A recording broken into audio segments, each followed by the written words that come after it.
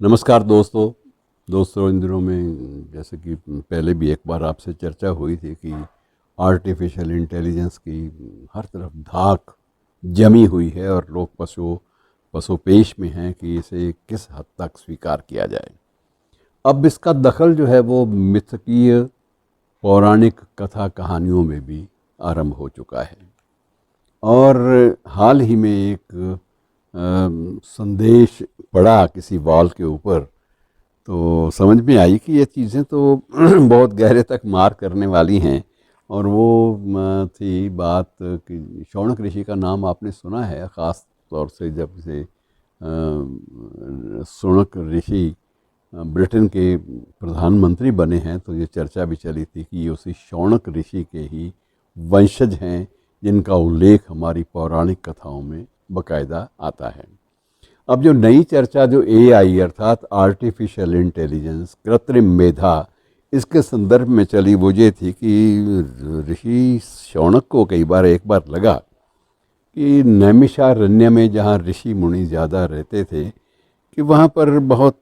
ऋषि मुनियों को एक बार फिर से एकत्र किया जाए और उनकी कथा का बंदोबस्त किया जाए। सूत जी महाराज, सूत भी एक ऋषि जी थे,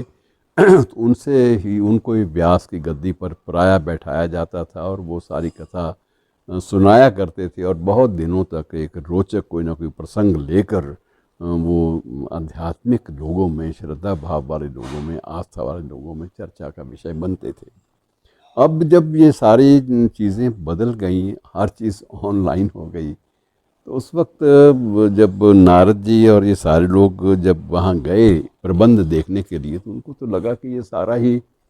जितने भी नैमिषारण्य में स्थल थे जहाँ कथाएं होती थी, वो सारे के सारे किसी न किसी कथावाचक ने ऑक्युपाई कर रखे हैं। उन पे कब्जा उनका चल रहा है, कथा चल रही है, तो जगह ही कोई नहीं बची। तो आखिर में नारद जी ने ये उपाय सुझाया, ये वर्तमान संदर्भ में इसको जोड़ा गया है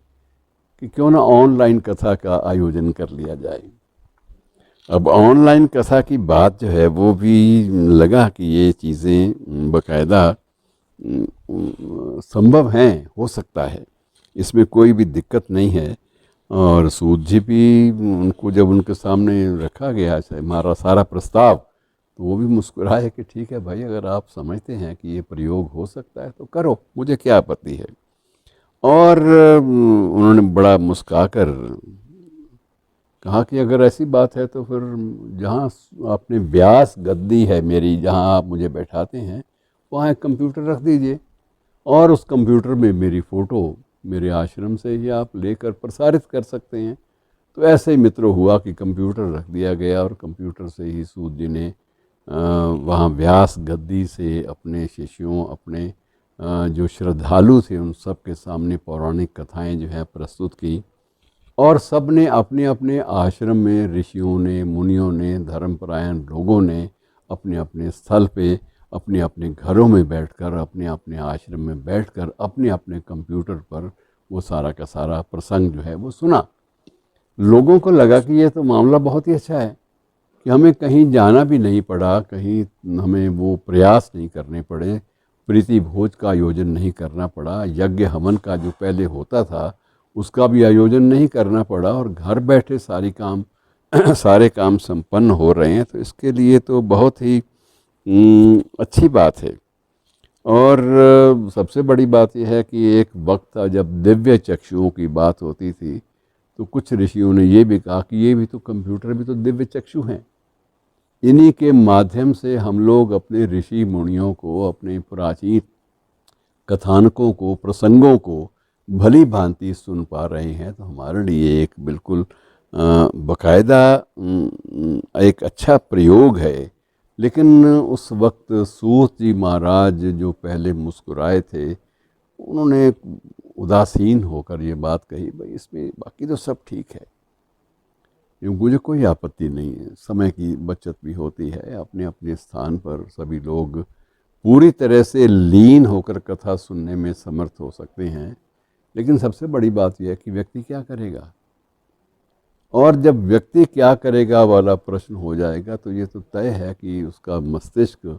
एक ही वक्त में एक व्यक्ति में कथा भी सुन रहा है और कथा